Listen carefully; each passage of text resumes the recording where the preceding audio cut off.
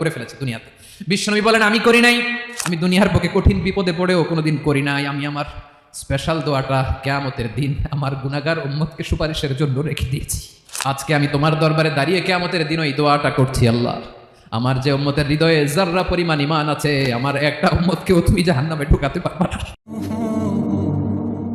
বিশ্বনবী একবার ছাগলের রান খাচ্ছিলেন, খেতে খেতে বিশ্বনবী বলেন আনা সাইয়্যিদুন নাসি ইয়াউমাল কিয়ামা, আমি কিয়ামতের দিন সর্বশ্রেষ্ঠ হব, মানুষের মধ্যে সর্বশ্রেষ্ঠ সেরা আমি বিশ্বনবী। আলহামদুলিল্লাহ পড়েন।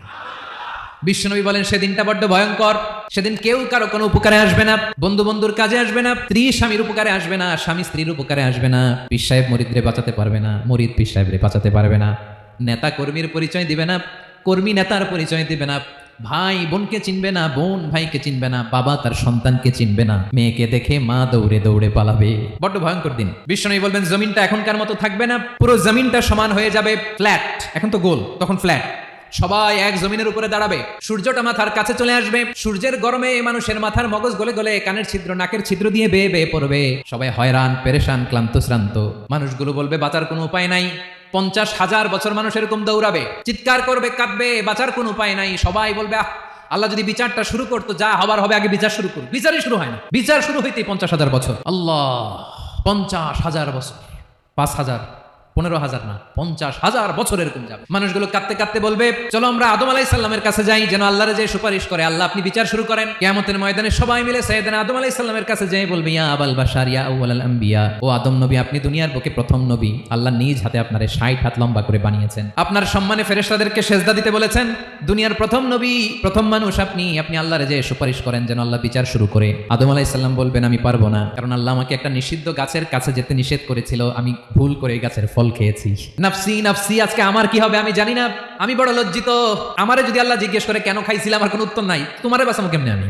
নবীরা থারথার করে কাঁপবে সেদিন। আদম আলাইহিস সালাম বলবেন আমি পারবো না, মাফ করো আমাকে, আমি পারবো না, ওই যে ভুল করে গন্ধম খেয়ে ফেলেছি, নিষিদ্ধ গাছের ফল খেয়ে ফেলেছে, আমি বড় লজ্জিত অনুতপ্ত, আমি পারবো না। আজকে আল্লাহ এত রাগান্বিত হয়েছে, আগে কখনো আল্লাহ এত রাগান্বিত হয় নাই, ভবিষ্যতে আল্লাহ কখনো এত রাগান্বিত হবে না। আমি পারবো না, এক কাজ করো, তোমরা নূহ আলাইহিস সালামের কাছে যাও। কোন নবী? লোকেরা এবার পাগলের মতো দৌড়াতে দৌড়াতে আল্লাহর নবী নূহ আলাইহিস সালামের কাছে যেয়ে বলবে ইয়া নবী আল্লাহ নূহ আনতা আউয়ালুর রাসূলি ফিল আরদ, আপনি জমিনে প্রথম রাসূল। আদম আলাইহিস সালাম নবী ছিলেন, রাসূল ছিলেন না, এই দুনিয়ার বুকে প্রথম রাসূল ছিলেন আল্লাহর নবী নূহ আলাইহিস সালাম। সবাই বলবে ও নবী আল্লাহ নূহ, রাসূল আল্লাহ নূহ, আল্লাহ আপনাকে আবদান শাকুরা, শুকরগুজার বান্দা বলে কোরআনে বলেছে। কোরআনে নূহ আলাইহিস সালামের নামেও সূরা আছে না নাই? আপনি আল্লাহর প্রিয় বান্দা, প্রিয় রাসূল। দেখেন আমাদের কি দশা, ঘামতে ঘামতে শেষ, জমিনটা তামার জমিন, সূর্যটা মাথার কাছে, কি করবো আর পারি না, ঘামতে ঘামতে আর কত ঘামবো, কত দাঁড়িয়ে থাকবো। আল্লাহরে যে বলেন বিচার যেন শুরু করে। নূহ আলাইহিস সালাম বলবেন আমিও পারবো না, আমিও পারবো না, আমি আমার ছেলের জন্য এক কথা বলে ভুল করে ফেলছি। যখন মহাপ্লাবন হবে আমি বললাম আল্লাহ আমার কলিজার টুকরা সন্তান রে বাঁচান। আল্লাহ বললেন ও নূহ সে তোমার সন্তান না, কারণ সে ঈমান আনে নাই, সে পাহাড়ের উপর দাঁড়িয়েছে, দেখি কেমনে সে বাঁচে। ওই যে আমি একটা না বুঝে আবদার করেছি, আল্লাহ আমার উপর রেগে গিয়েছিলেন। আজকে আল্লাহ ওই ব্যাপারে যদি আমারে প্রশ্ন করে, আমার কোনো জবাব নাই, আমি পারবো না, মাফ করো। তোমরা সবাই মিলে আল্লাহর খলিল ইব্রাহিম আলাইহিস সালামের কাছে যাও। লোকগুলো পাগলের মতো খুঁজতে আরম্ভ করবে, অযুত লক্ষ নিযুত কোটি মানুষের ভিড়ে আল্লাহর খলিল ইব্রাহিমকে যেয়ে বলবে ইয়া খলিলুল্লাহ, ও আল্লাহর খলিল, আল্লাহ আপনাকে বড্ড ভালোবেসেছেন, আপনি কাবা বানিয়েছেন, আল্লাহ আপনাকে বড্ড পছন্দ করেন।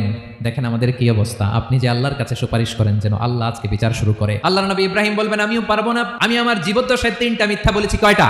আসলে মিথ্যা না, একটু টুইস্ট করে কৌশল করে কথা বলেছিলেন, ওইটাকে হাদিসে মিথ্যা বলা হয়েছে। আমি জীবনে 3টা মিথ্যা বলেছি, জীবন বাঁচানোর তাগিদে কৌশল করে 3টা কথা বলেছি। আজকের এই কঠিন ময়দানে আল্লাহ যদি ওই 3টা কথার ব্যাপারে জিজ্ঞেস করে, লজ্জায় আমি মাথা দেখাতে পারবো না, আমিও পারবো না, আমিও পারবো না। আজকে আল্লাহ এত রেগে আছে, আগে কখনো এত রাগে নাই, পরেও রাখবে না। তোমরা সবাই মিলে বনি ইসরাইলের নবী মুসা আলাইহিস সালামের কাছে যাও। সবাই এবার যাবে মুসা আলাইহিস সালামের কাছে, যেয়ে বলবে ইয়া নবী আল্লাহ মুসা, আপনি ছিলেন কালিমুল্লাহ, আল্লাহর সাথে সরাসরি কথা বলতেন, রব্বুল আলামিন আপনাকে তাওরাত কিতাব দিয়েছেন, আপনি যে একটু সুপারিশ করেন। আল্লাহর নবী মুসা বলবেন মাফ করো, আমিও পারবো না, আমি দুনিয়ার বুকে ভুল করে একটা মানুষকে মেরে ফেলেছি।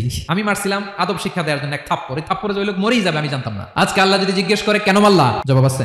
ওই লজ্জায় আমি অনুতপ্ত, আমি পারবো না, আমার এই কথা বলো না। আজকে আল্লাহ বড্ড রেগে আছে, আমি পারবো না। তোমরা আল্লাহর নবী ঈসা আলাইহিস সালামের কাছে যাও। কিয়ামতের ময়দানে মানুষগুলো পাগল পাড়া হয়ে আল্লাহর নবী ঈসা আলাইহিস সালামের কাছে যাবে, যে বলবে নবী ঈসা আপনি রূহুল্লাহ, বাবা ছাড়া আল্লাহ আপনাকে বানিয়েছেন, ইনজিল কিতাব দিয়েছেন, মৃত মানুষকে আপনি জীবিত করতে পারতেন, আজকের এই কঠিন বিপদের দিনে আপনি আমাদের সাহায্য করেন। আল্লাহর কাছে যে বলেন যেন বিচার শুরু করে। ঈসা আলাইহিস সালাম বলবেন আমিও পারবো না, ইন্নী উবিদতু মিন দুনিল্লাহ, আমার উম্মত খ্রিস্টানেরা আল্লাহরে বাদ দিয়ে আমি ঈসার ইবাদত করেছে।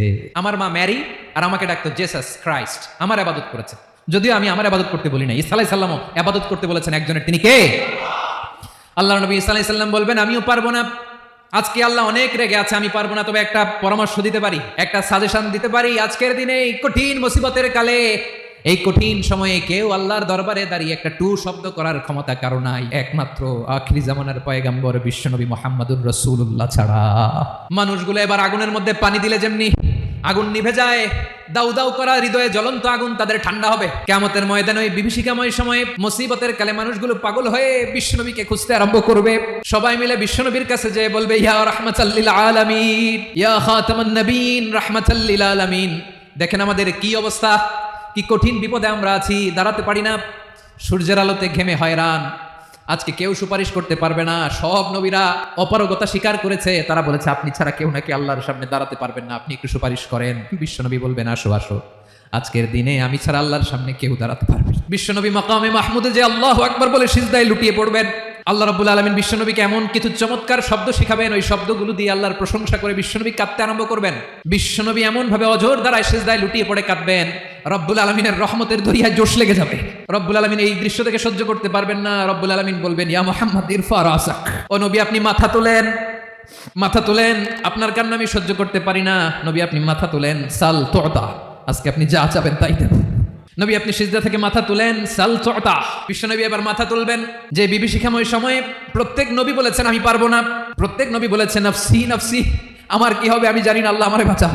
প্রতিটি নবী বলবেন নাফসি নাফসি, আল্লাহ তুমি আমারে বাঁচাও, আমারে বাঁচাও। বিশ্বনবী মাথা তুলবেন, তুলে বলবেন রব্বি হাবলি উম্মতি, আল্লাহ তুমি আমার গুনাহগার উম্মতকে বাঁচাও। এই দুনিয়ার বুকে রব্বুল আলামিন সব নবীকে একটা করে দাওয়া মুস্তাজাবা দিয়েছেন, মানে যে দোয়া করলে কবুল হয়ে যায় সাথে সাথেই দাও বিহা। দুনিয়ার সব নবীরা ওই দোয়াটা দুনিয়ায় করে ফেলেছে। সব নবীকে আল্লাহ একটা করে দোয়া দিয়েছেন, নবী দোয়া করলেই কবুল। সব নবীরা ওই দোয়া করে ফেলেছে দুনিয়াতে। বিশ্বনবী বলেন আমি করি নাই, ওয়া ইন্নী আখতাবিউ দাওয়াতি শাফাআতান লি উম্মতি ইয়াউমাল কিয়ামাহ, আমার ওই স্পেশাল দোয়াটা আমি দুনিয়ার বুকে কঠিন বিপদে পড়েও কোনোদিন করি নাই। আমি আমার স্পেশাল দোয়াটা কিয়ামতের দিন আমার গুনাহগার উম্মতকে সুপারিশের জন্য রেখে দিয়েছি। আল্লাহ বলবেন নবী ইরফা রাসাক, মাথা তোলেন, আর কাটবেন না। বিশ্বনবী মাথা তুলবেন, আল্লাহ বলবেন সাল তুতা, আপনি যা চাবেন তাই দেব। ওয়াশফা তুশাফা, সুপারিশ করেন, সুপারিশ কবুল করব। বিশ্বনবী বলবেন আল্লাহ ওই স্পেশাল দোয়াটা দুনিয়াতে করি নাই, আজকে আমি তোমার দরবারে দাঁড়িয়ে কিয়ামতের দিন ওই দোয়াটা করছি। আল্লাহ আমার যে উম্মতের হৃদয়ে যাররা পরিমাণ ঈমান আছে, আমার একটা উম্মতকেও তুই জাহান্নামে ঢোকাতে পারবা না। বিশ্বনবী পাগলের মতো একবার হাউজে কাউসারে যাবেন, একবার সিরাতে যাবেন, একবার পুলসিরাতের দিকে, একবার হাউজে কাউসারের দিকে, পাগলের মতো দৌড়াতে থাকবেন, তার কোনো গুনাহগার উম্মত যাতে জাহান্নামে ঢুকে না যায়। সেদিন কেউ সুপারিশ করতে পারবে না বিশ্বনবী ছাড়া। এজন্য 5 নম্বর আল্লাহ বললেন মান যাল্লাযী ইয়াশফাউ ইনদাহু ইল্লা বিইযনিহি, কার সাহস আছে, কার এত বড় বুকের পাটা কিয়ামতের কঠিন দিন আল্লাহর সামনে দাঁড়িয়ে সুপারিশ করবে? কারো ক্ষমতা নাই, কারো ক্ষমতা নাই। বিশ্বনবী সেদিন সিজদায় পড়ে উম্মতের জন্য কাঁদবেন, সবাই কাঁদবে নাফসি নাফসি, আল্লাহ আমারে বাঁচাও, আল্লাহ আমারে বাঁচাও। বিশ্বনবী বলবেন উম্মতি উম্মতি, বিশ্বনবী আমার জন্য কাঁদবেন, আপনার জন্য কাঁদবেন, আমাদের জন্য সেদিন কেঁদে কেঁদে জাহান্নামের দরজায় দাঁড়িয়ে আমাদেরকে টেনে টেনে জান্নাতে ঢুকাবেন। এজন্য এই বিশ্বনবীর ভালোবাসা যেন আমাদের হৃদয়ে ভরপুর থাকে। আমার ভাইয়েরা, প্রতি শুক্রবার বিশ্বনবীর উপরে বেশি বেশি যেন আমরা দুরূদ পড়ি। আমরা যখন বিশ্বনবীর সালাম দেই, দুরূদ পড়ি, একদল স্পেশাল ফেরেশতা আছে যারা বিশ্বনবীর দুরূদটা নিয়ে সরাসরি বিশ্বনবীর রওজায় যায়, যে বলে অমুকের বেটা অমুক আপনারে সালাম দিয়েছে। বিশ্বনবী নিজ কবরের থেকে নিজেই সালামের উত্তর দেয়। বিশ্বনবীর ভালোবাসা যেন আমাদের হৃদয়ে থাকে, বিশ্বনবীর সুন্নাহ দিয়ে যেন আমাদের জীবনটাকে সাজাই। পারা যাবে ইনশাআল্লাহ। বিশ্বনবীর ভালোবাসা ছাড়া কেউ জান্নাতে ঢুকতে পারবে? বিশ্বনবীর পক্ষে আমরা বলবো, বিশ্বনবীর পক্ষে আমরা লিখবো, বিশ্বনবীর জন্য আমরা আমাদের কলিজার রক্ত বিলিয়ে দিব, ঠিক কিনা বলেন? সেদিন বিশ্বনবী ছাড়া কেউ সুপারিশ করতে পারবে না। 5 নম্বর আল্লাহ বললেন মান যাল্লাযী ইয়াশফাউ ইনদাহু ইল্লা বিইযনি, কে আছে সুপারিশ করবে আল্লাহর সামনে? আর আপনি আপনার বাবার দরবারে যে সিজদা দেন, হ্যাঁ, ইব্রাহিম আলাইহিস সালাম থারথার করে কাঁপবে আর বলবে নাফসি নাফসি, আল্লাহ আমারে বাঁচাও। মুসা আলাইহিস সালাম থারথার করে কাঁপবে, আল্লাহ নাফসি নাফসি, আমারে বাঁচাও। আর আপনি পীরের দরবারে যে সিজদা দেন, কোথায় আছেন আপনি? খবরদার, কেউ বাঁচাতে পারবে না। যাকে ইল্লা আল্লাহ যাকে অনুমতি দেন, বিশ্বনবীকে দিবেন, নবীদেরকে দিবেন, এরপরে আল্লাহ তার স্পেশাল ওয়ালিদেরকে, মুত্তাকিনদেরকে, শহীদদেরকে, সিলেক্টেড বান্দাদেরকে দিবেন। কিন্তু কাকে দিবেন, কার জন্য দিবেন, দুনিয়ার কেউ জানে না একজন ছাড়া, তিনি কে? আল্লাহর ওয়ালিদেরকে, নেককার লোকদেরকে আল্লাহ সুপারিশের অনুমতি দিবেন, কিন্তু আপনি যারে মানেন, যার পায়ে সেজদায় লুটিয়ে পড়ে থাকেন, তারে যে আল্লাহ দিবেন, এটার কোনো গ্যারান্টি আছে? কথা বলেন। এজন্য জপতে হবে একজনের নাম, আওয়াজ করে বলুন তিনি কে?